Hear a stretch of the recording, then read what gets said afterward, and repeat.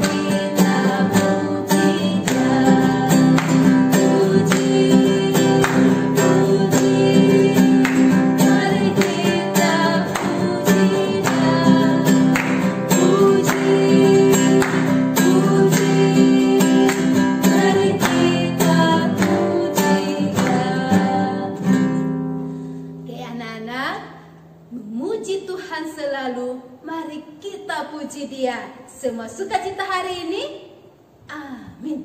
Oke anak-anak, kita akan teruskan pujian kita. Sebelum kita akan berdoa, lagu KASIH. Nah, yang biasa kita lakukan ya, kita nyanyikan.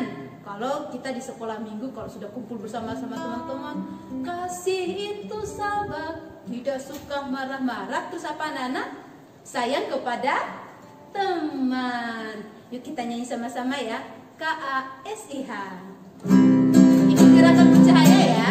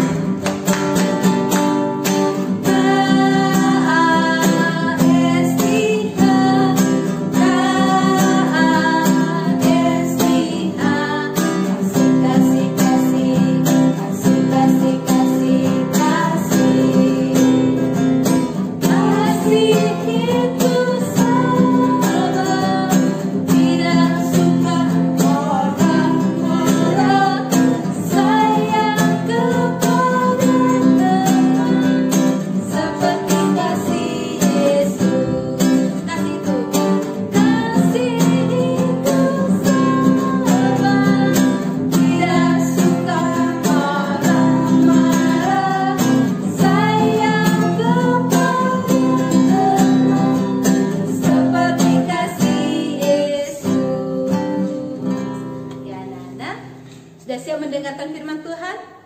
Oke, mari kita akan berdoa sebelumnya. Semuanya lipat tangan, tutup mata. Aduh, dilipat tangannya, ditutup matanya. Kita mau berdoa bersama-sama. Ya, kita berdoa. Tuhan Yesus, terima kasih.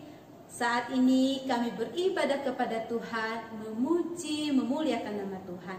Kiranya Tuhan tolong ibadah kami, berkati, pimpin dari awal sampai akhir, supaya kami semua diberkati dan nama Tuhan dipuji, dimuliakan. Terima kasih Tuhan Yesus, dalam nama Tuhan Yesus kami berdoa. Amin. Oke anak-anak, kita akan mendengarkan firman Tuhan. Sebelum kita mendengar firman Tuhan, yuk kita nyanyi bersama-sama. Baca kitab suci, doa tiap hari. Yuk sama-sama ya.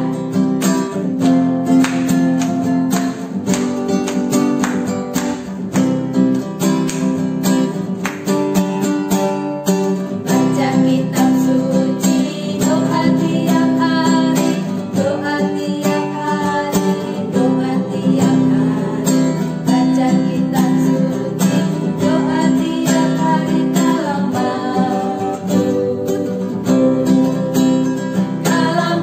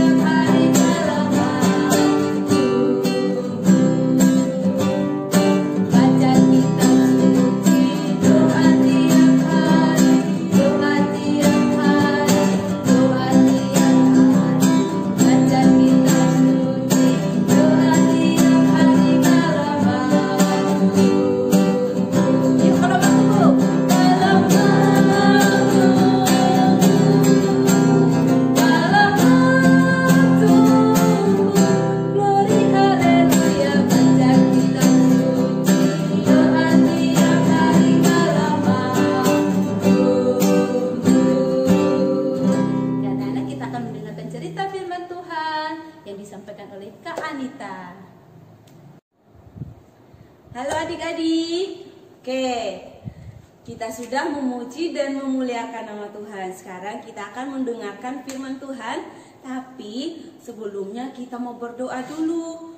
Ayo adik-adik, gimana cara berdoa yang benar? Lipat tangannya, tutup mata, lalu kita berdoa. Ayo, mari kita berdoa.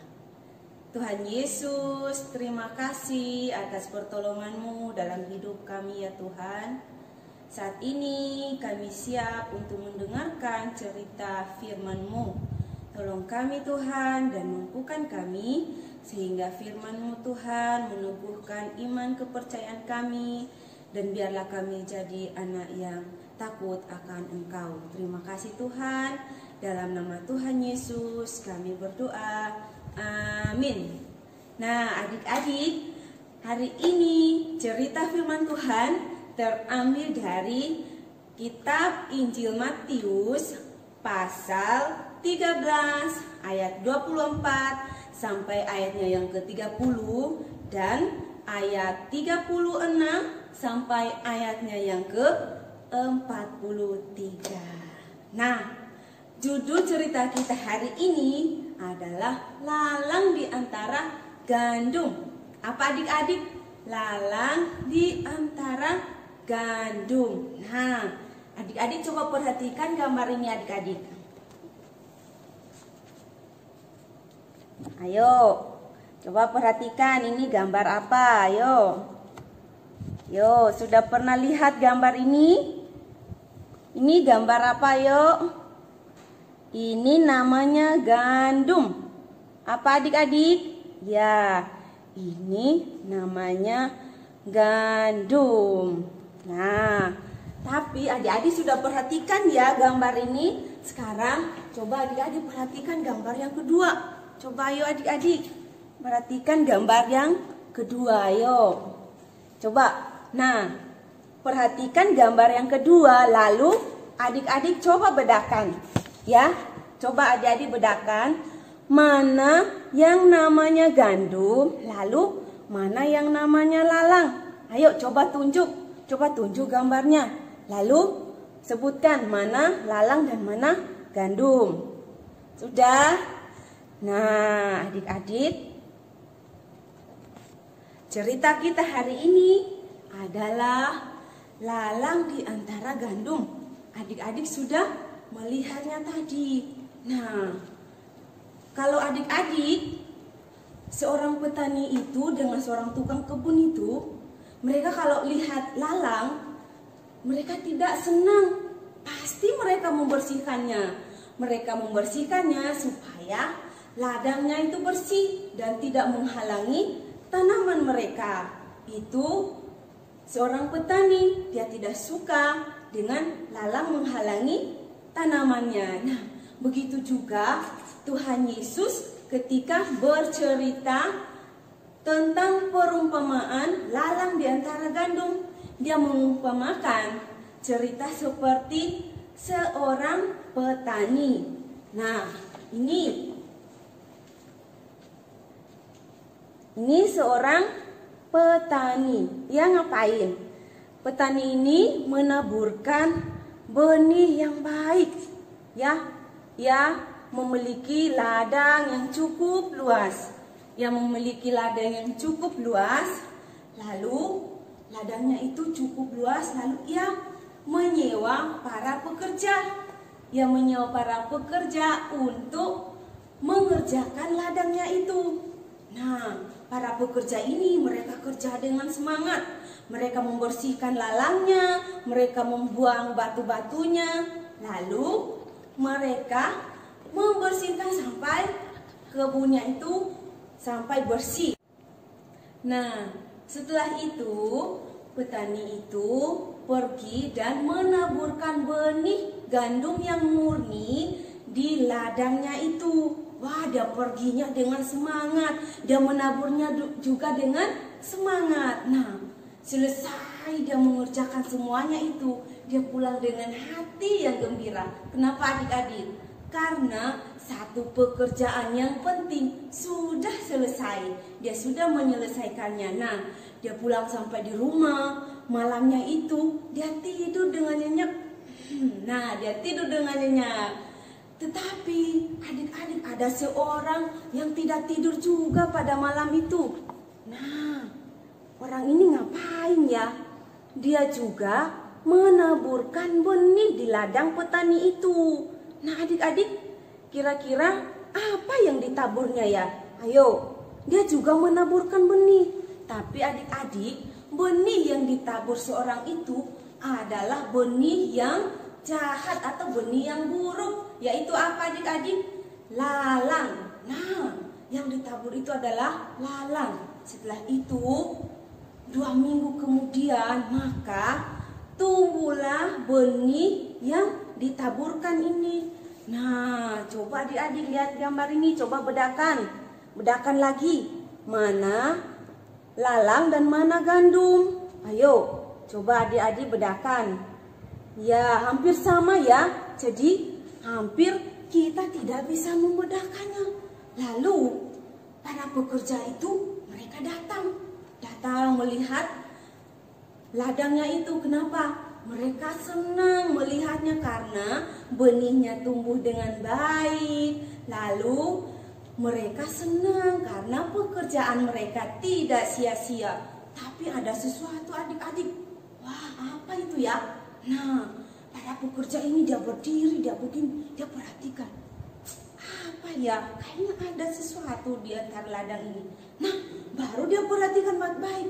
Baru dia bertanya di dalam hati, loh, bukankah waktu itu tuanku menanam benih yang murni? Bukankah tuanku menanam benih yang murni? Lalu dia pergi dengan cepat-cepat. Dia bertanya kepada tuannya, Tuan, bukankah waktu itu Tuan menabur benih yang murni? Lalu kenapa sekarang banyak benih yang buruk juga ikut tumbuh, Tuan? Lalu tuannya dengan tenang menjawabnya, iya, memang waktu saya menaburnya dan pada malam itu juga ada seorang yang jahat yang menaburkan benih yang buruk. Sehingga gandum dan benih yang buruk itu sama-sama bertumbuh. Lalu pekerja itu meminta kepada tuannya. Dia mengatakan, Tuan, izinkanlah kami untuk pergi mencabut semua lalang itu. Lalu tuannya itu mengatakan, jangan sebelum waktunya panen. Makanya harus menunggu sampai masa panen. Baru lalang itu diambil, diikat, dibuang lalu dibakar. Setelah itu baru gandumnya diambil dan dikumpulkannya di lumbungku, kata seorang petani itu. Nah, adik-adik, apa yang dimaksud dengan perumpamaan tadi? Ayo, kira-kira ada yang tahu? Nah, semuanya perhatikan. Kak Anita akan bacakan firman Tuhan di dalam Matius. Ayo, perhatikan ya, Anita akan bacakan di dalam Matius 13 ayat 37 sampai ayat yang ke-39. Itu jawaban dari cerita perumpamaan tadi. Ya, cerita perumpamaan tadi. Kakak bacakan ya. Ia menjawab, katanya, orang yang menaburkan benih baik ialah anak manusia, ladang ialah dunia. Benih yang baik itu anak-anak kerajaan, dan lalang anak-anak si jahat. Musuh yang menaburkan benih lalang ialah iblis. Waktu menuai ialah akhir zaman, dan para penuai itu malaikat. Nah, adik-adik, apa yang dimaksud tadi? Siapakah orang yang menabur benih yang baik itu? Ayo, adik-adik coba jawab. Yang tadi sudah dengarkan Kak Anita bacakan firman Tuhannya, pasti bisa menjawab. Yo, siapa yang menaburkan benih yang baik itu? Nah, yang menaburkan benih yang baik itu adalah Tuhan Yesus sendiri. Ya adik-adik, yang menaburkan benih yang baik itu adalah Tuhan Yesus sendiri. Dan ladang itu diumpamakan seperti dunia. Sedangkan yang menaburkan benih yang buruk itu adalah siapa? Itu adalah iblis. Nah, lalu benih yang baik itu adalah siapa adik-adik? Benih yang baik itu adalah anak-anak kerajaan Allah, milik Tuhan Yesus. Itu benih yang baik. Lalu benih yang buruk itu melambangkan anak-anak iblis. Lalu penuaian itu melambangkan akhir zaman atau penghakiman terakhir. Nah, adik-adik, Tuhan Yesus mengumpamakan ladang itu seperti dunia, ya, mengumpamakan ladang itu seperti dunia. Nah, kalau petani itu menggambarkan itu Tuhan Yesus sendiri. Nah, setelah itu adik-adik, bahwa dunia ini ada orang baik dan ada orang jahat. Ada orang baik dan ada orang jahat. Lalu seandainya ada teman-teman adik-adik yang sifatnya jahat atau dia suka jahilin teman-teman, apakah teman-teman akan menjauhinya atau teman-teman akan berusaha untuk bermain bersama mereka? Lalu adik-adik tidak menghakimi juga, tidak mengatakan kepada mereka bahwa kamu jahat, saya tidak bermain dengan kamu. Tetapi adik-adik masih ingat cerita tadi bahwa petani itu menjawab dengan tenang kepada pekerja, kalian harus sabar. Nah, adik-adik juga harus seperti itu, harus sabar. Kita tidak boleh menghakimi. Kenapa? Karena hanya Tuhan yang bisa menghakimi, bukan kita. Ya, penghakiman itu bukan haknya kita, tapi Tuhan Yesus sendiri. Makanya jikalau ada teman-teman seperti ini, sebaiknya adik-adik berdoa, minta tolong kepada Tuhan untuk Tuhan ubahkan hati mereka, ya, untuk Tuhan ubahkan hati mereka supaya mereka berubah jadi anak-anak yang baik, anak-anak yang taat, anak-anak yang percaya sama Tuhan Yesus. Nah, adik-adik, saat ini kita akan menghafalkan ayat hafalan kita.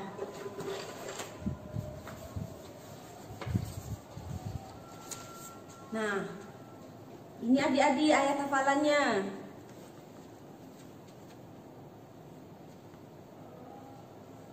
Nah, ayat hafalannya di dalam 1 Korintus pasal 4 ayatnya yang kelima. Ayo kita baca sama-sama ya. 1, 2, 3. 1 Korintus pasal 4 ayatnya yang kelima. Janganlah menghakimi sebelum waktunya, yaitu sebelum Tuhan datang.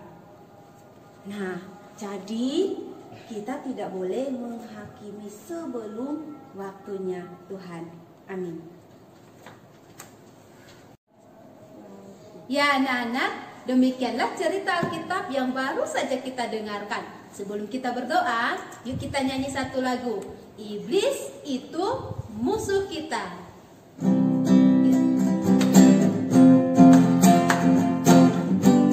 Ikut gerakan percaya ya.